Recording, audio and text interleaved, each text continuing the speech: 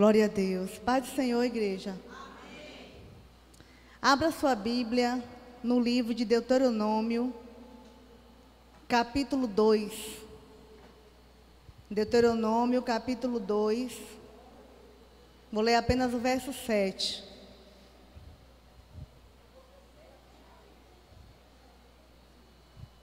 Glória a Deus. 12º dia do nosso jejum. E nós vencemos, não é verdade?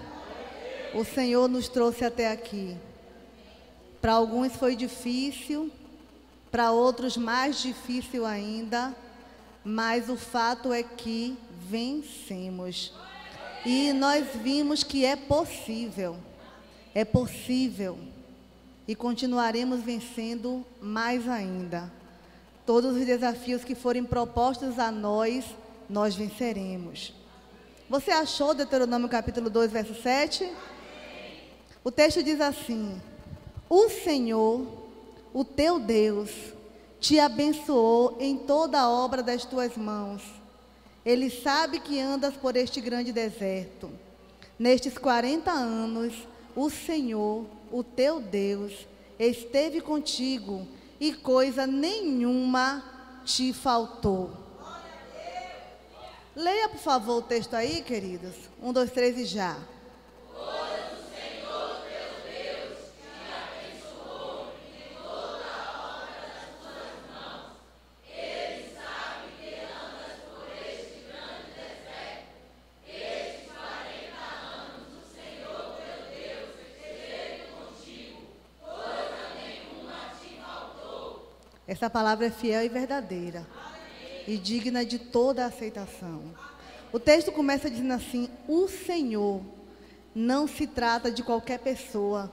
Nós estamos falando do Senhor Deus Todo-Poderoso, Criador dos céus e da terra, que detém todo o poder, que comanda tudo e todos.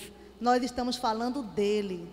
E Raabe disse, antes de conhecer esse Deus, ela disse assim que Deus é Deus em cima na terra e embaixo Deus. Estou atrapalhando tudo. Ela disse que Deus é Deus em cima no céu e é Deus embaixo na terra. Está lá em Josué capítulo 2, verso 11. E ela ainda não conhecia a Deus. Ela apenas conhecia a Deus de ouvir falar, pela fama do povo de Israel. Você, igreja do Senhor, que tem experimentado da fidelidade de Deus, que declaração você poderia fazer a Deus agora? Faça aí agora, abra sua boca e faça a Deus uma declaração. Ele quer saber o que é que Ele representa para você. O que é que você diria a Deus agora? Pode falar. Eu digo logo que Ele é o amado da minha alma. Ele é o meu Redentor, Ele é o meu Senhor. Ele é o meu melhor amigo. Ele é o meu Salvador. Deus quer saber o que é que Ele representa para você, quem é Ele na sua vida, o que é que você pensa dEle. E as suas ações em relação a Ele mostram qual é o seu sentimento por Ele. Então o texto vai falando assim: o Senhor teu Deus é o Deus que você decidiu servir, a quem você entregou o comando da sua vida. É Ele quem está falando agora para você. É Ele que fala aqui para o povo de Israel, é Ele que fala para o povo dessa igreja agora. E aí o texto vai dizendo: Ele te abençoou em toda a obra das tuas mãos. Esse é o Deus que abençoa a quem trabalha, a quem produz. A bênção não vem para quem fica assim, ó. A bênção não vem para quem fica de braços cruzados e nem sai do lugar. A bênção vem, o texto está dizendo, ele abençoou a obra das tuas mãos, o que você fez e o que você produziu. Então, esses 12 dias de jejum e oração, nós produzimos e certamente seremos abençoados. Você crê? Ainda que não esteja vendo nada se mover ao seu redor, ainda que as circunstâncias pareçam e continuem contrárias, mas você produziu esses 12 dias e a palavra diz que Ele abençoa a obra das nossas mãos.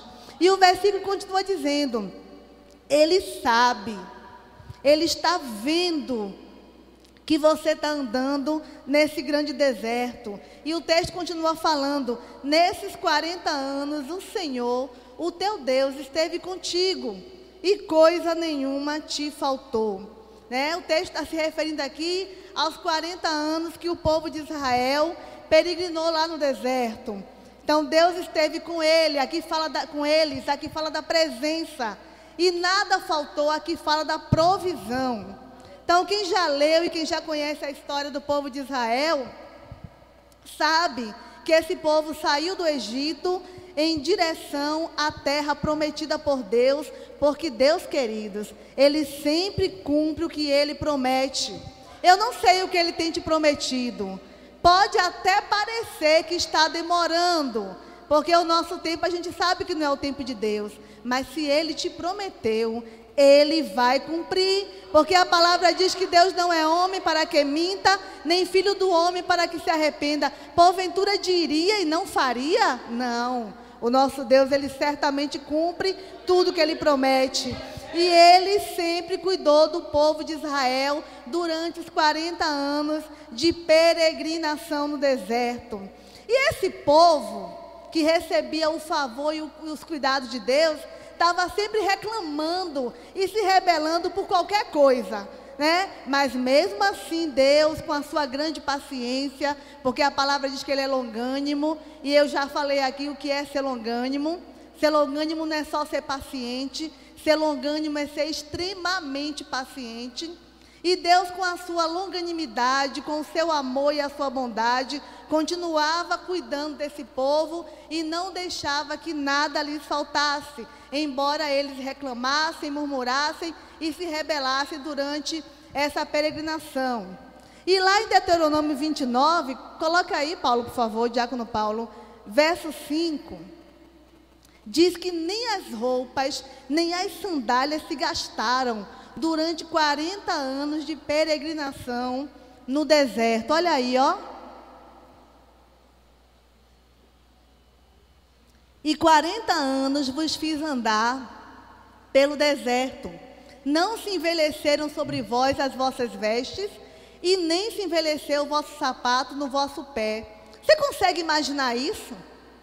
40 anos no deserto e a roupa não se gastar, e nem o sapato gastar, furar e ficar descalço.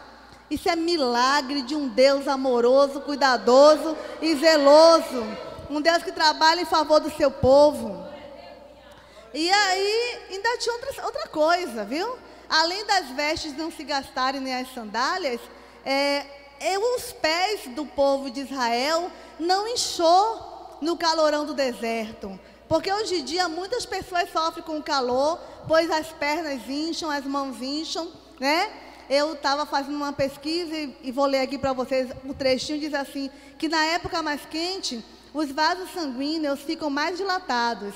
E com isso, uma maior quantidade de líquido sai para o espaço entre as células e fica ali acumulado.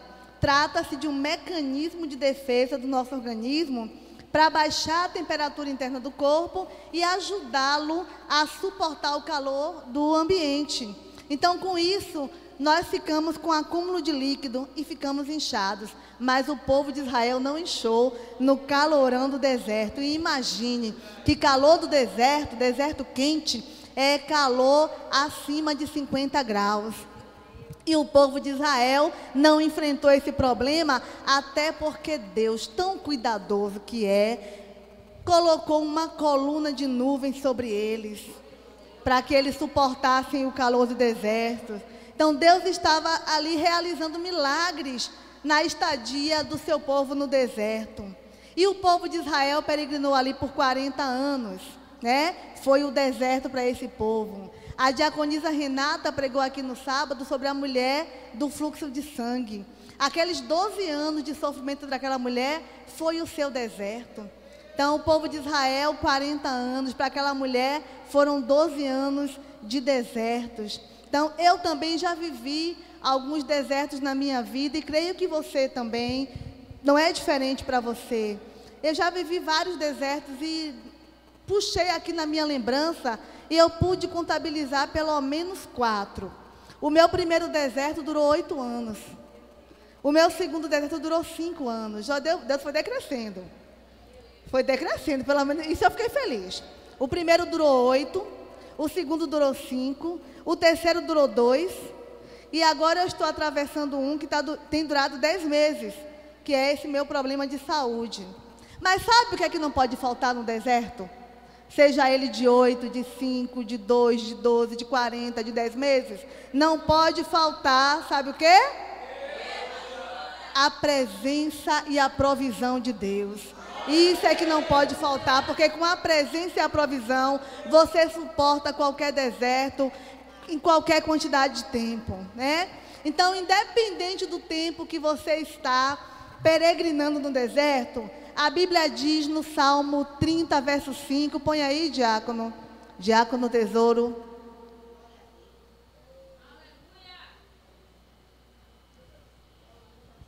A Bíblia diz no Salmo 30, verso 5, a parte final ali, ó, que o choro pode durar uma noite, mas a alegria vem pela manhã. E às vezes uma noite pode contabilizar 40 anos, 12 anos, 8 anos, 5 anos, 2 anos, 10 meses, mas a alegria vem pela manhã. Então eu não sei quanto tempo está durando a sua noite, a sua aflição, a sua dor, o seu choro, o seu problema, mas uma coisa é certa: o Deus que cumpre o que promete, Ele diz que a alegria vai chegar, vai amanhecer para a sua vida, como amanheceu para a minha vida, todas as vezes que eu passei pelo meu deserto, porque Jesus, Ele está aqui. E Ele quer dar um basta a esse sofrimento que tem lhe afligido. A Bíblia diz que Ele é o sol da justiça. Então esse sol pode raiar, pode brilhar ainda hoje para você.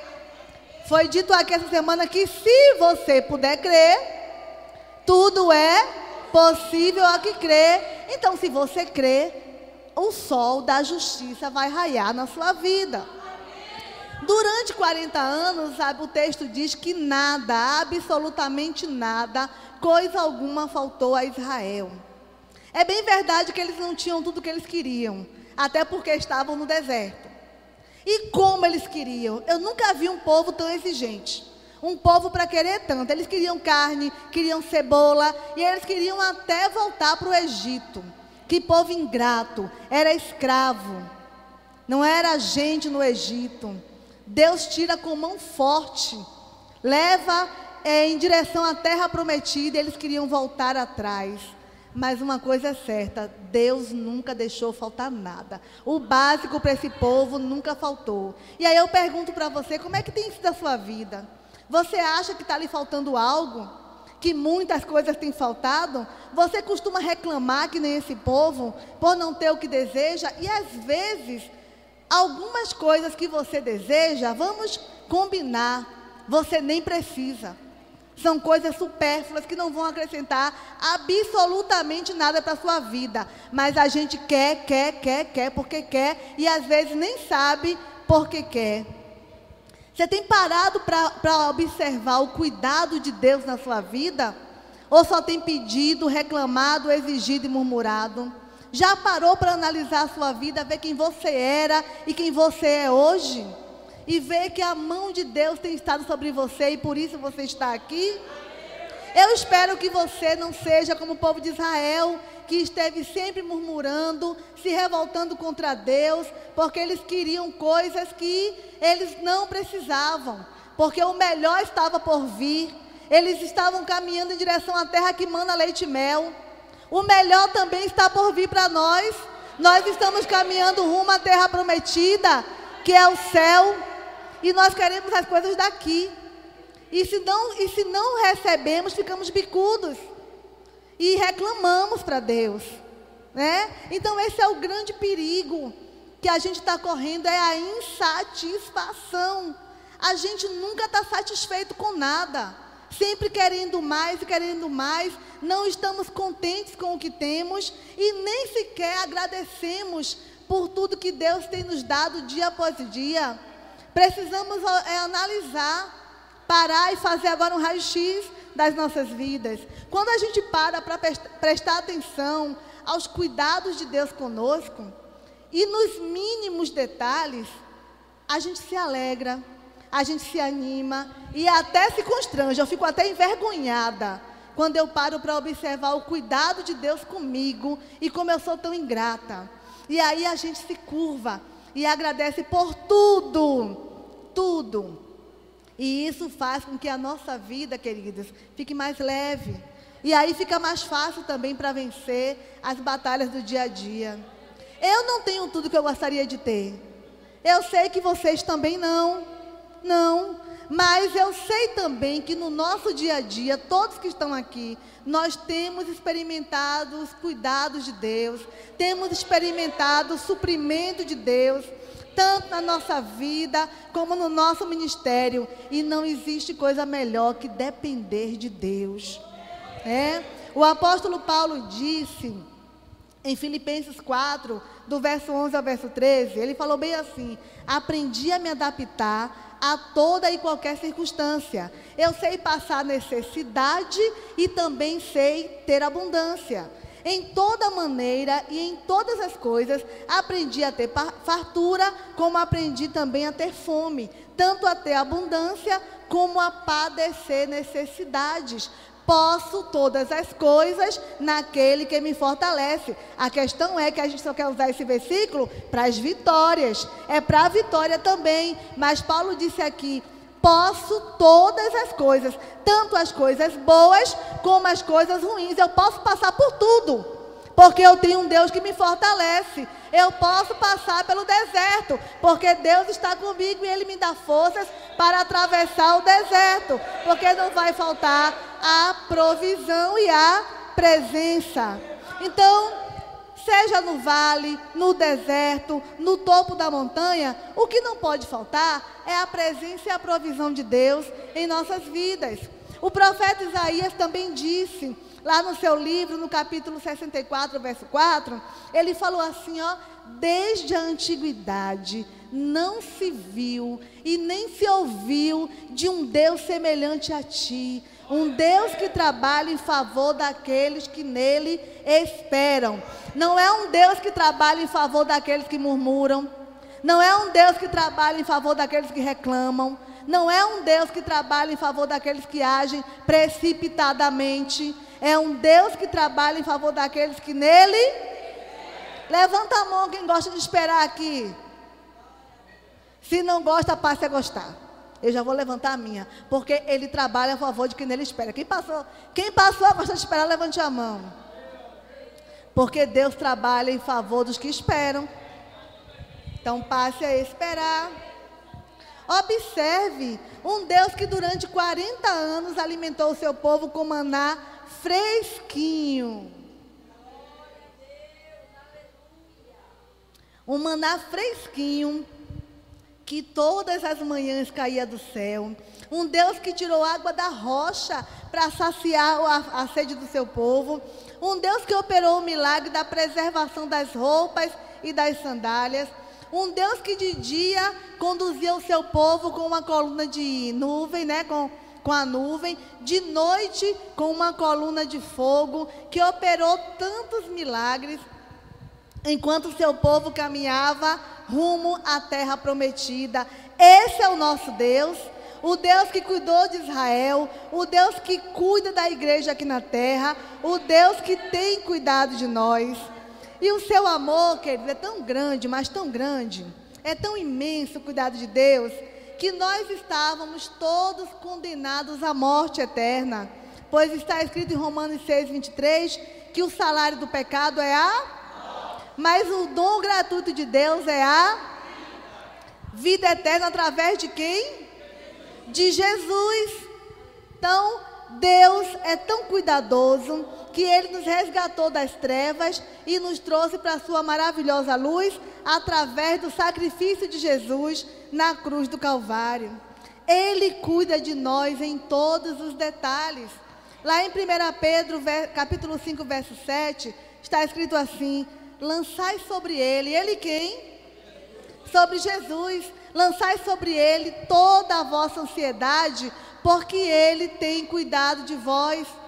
Então chegue diante dele e derrame-se, abra o seu coração. Lance sobre Ele tudo aquilo que tem te incomodado, que tem te afligido, que tem te feito chorar, que por vezes tem tirado o seu sono, porque Ele cuida de você.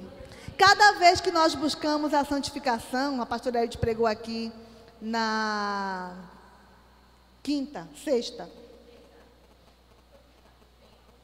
Foi quinta. Eu preguei quarta, só pregou quinta. Então, cada vez que nós buscamos a santificação, que foi pregada aqui pela pastora Edith na quinta, a transformação de vida, pregado pelo evangelista Gilvan na sexta, que nos aproximamos de Jesus e tocamos de forma diferente, foi pregado no sábado pela diaconisa Renata, que vivemos a palavra, foi pregado pelo pastor aqui no domingo, e vivemos por fé, foi pregado ontem. Toda vez que a gente procura, né, santificar-nos. Eu parei porque alguém me distraiu, me fez perder o foco, porque eu não estava atento à palavra. Toda vez que nós buscamos santificação, transformação, proximidade de Jesus, tocá-lo de forma diferente, viver a palavra e viver por fé, nós acertamos mais do que erramos. E olha que a gente consegue errar muito, né? Mas acertamos muito mais do que erramos. Passamos a ser mais gratos a Deus pelos seus cuidados em nossa vida. E sabe, o nosso Deus, Ele sabe o caminho que temos andado. Ele está vendo a nossa vida, Ele está nos acompanhando, porque Ele é onisciente, Ele é onipresente. Ninguém se esconde de Deus. Não adianta ir para as profundezas da terra, nem lá para o céu, para lugar nenhum. Ninguém se esconde de Deus. Então Ele está vendo. Nada escapa do cuidado de Deus. Ele sabe exatamente o que você precisa, o que eu preciso. A sua presença está conosco. Ele tem provido as minhas necessidades, e eu sei que as suas também. Mas Ele só faz aquilo que nós não podemos fazer. O que é da sua competência é você que tem que fazer. E às vezes a gente está reclamando de coisas que são frutos das nossas escolhas. E a Bíblia diz assim em Lamentações: de que se queixa o homem? Queixe-se cada um dos seus próprios pecados. Então se examine. Se examine, porque Deus tem cuidado de você, mas você também precisa cuidar da sua vida, através do jejum, da oração, do exame minucioso da palavra e de pautar a sua vida de acordo com essa palavra. Já estou terminando, queridos. Quando a gente ama alguém, e aí quem está namorando, né?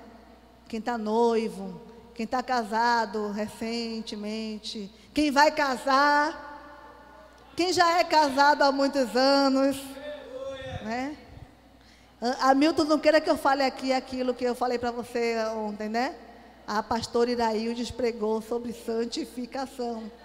Hamilton, para de enrolar. Você precisa casar. Falei. É março, mês mais lindo do ano, tá vendo?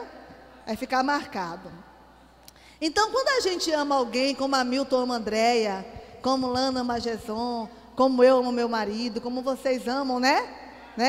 Quando a gente ama alguém, presta atenção, a gente procura atender as expectativas daquela pessoa que a gente ama, não é verdade? A gente procura atender o desejo do coração, viu, Hamilton? Quando a gente ama alguém, a gente procura atender o desejo do coração do outro. E você sabe qual é o desejo do coração de Andréia. A palavra pegou aí.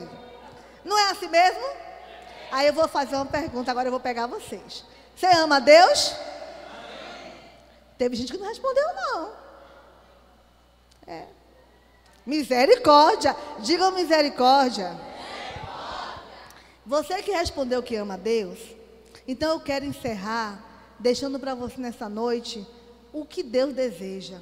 Então, se você ama a Deus, você vai atender o desejo dele. Deuteronômio capítulo 6, verso 29. Olha o desejo do coração de Deus para essa igreja, para a minha vida e para a sua vida. E se você disse que ama, você vai procurar atender o desejo do coração dele. Diz assim, 6:29.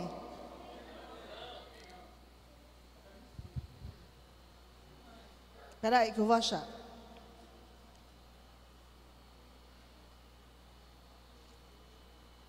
Ah, desculpa, é 5. 5:29.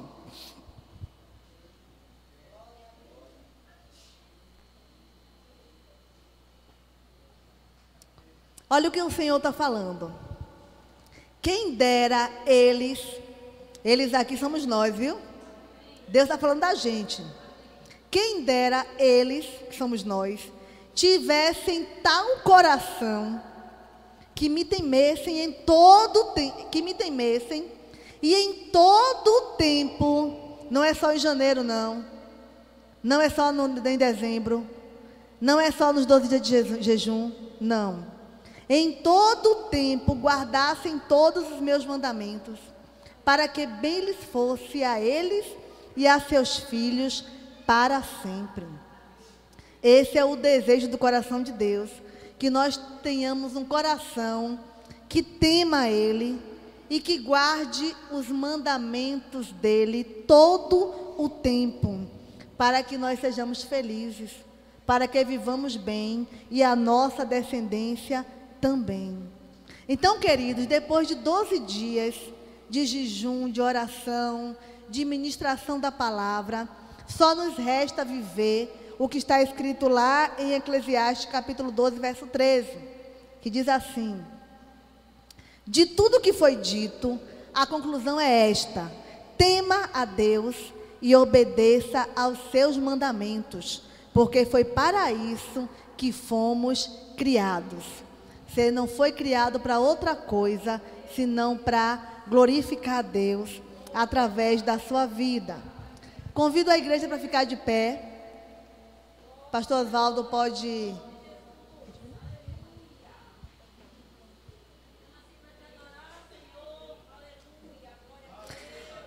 Se o pastor permitir, eu fiz uma síntese aqui de janeiro a dezembro.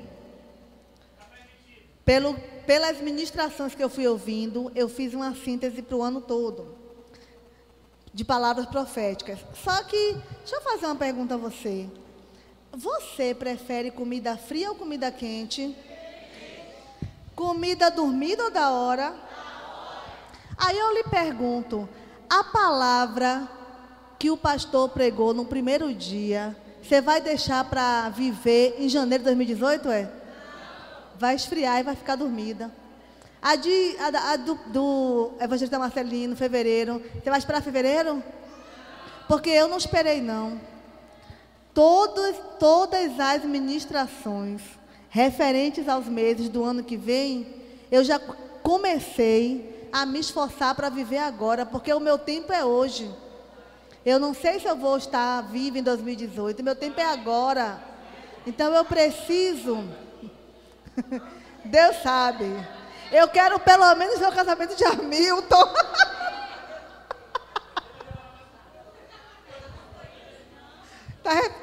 Tá desfeito. Verdade. Então observe. A gente não vai dizer que a gente vai fazer, não. Porque se você não está vivendo o que foi ministrado, você já está pecando. Porque a Bíblia diz: quem sabe o que é certo e não faz, comete pecado. Então, se você ouviu a palavra, você tem que começar a praticar. Porque a gente precisa viver em novidade de vida. Então, estende as mãos assim. Para janeiro, você vai dizer assim: eu vou continuar a conduzir a arca da forma correta. Nos meus ombros. Fevereiro, eu vou continuar a ser obediente ao meu mestre, porque eu sou discípulo.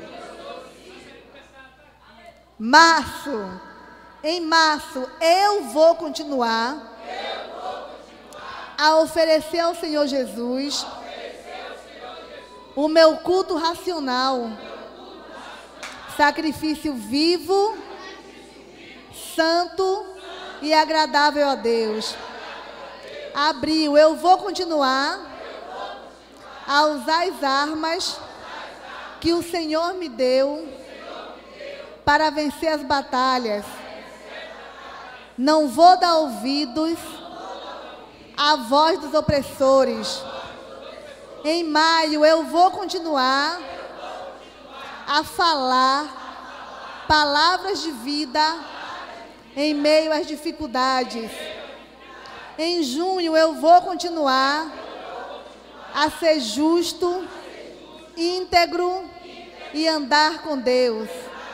Em julho eu vou continuar a buscar a santificação para a minha vida. Em agosto eu vou continuar a buscar a transformação para a minha vida. Como sou vaso e não sou botija, continuarei a me desmanchar na mão do oleiro sempre que for necessário. Em setembro, eu vou continuar a tocar em Jesus e ser tocada por Ele. Outubro, eu vou continuar a viver a palavra todo dia. Em novembro, eu vou continuar a viver por fé, porque sem fé é impossível agradar a Deus. Em dezembro eu vou continuar a ter a presença e a provisão de Deus, independente do lugar onde eu esteja. Em nome de Jesus. Amém.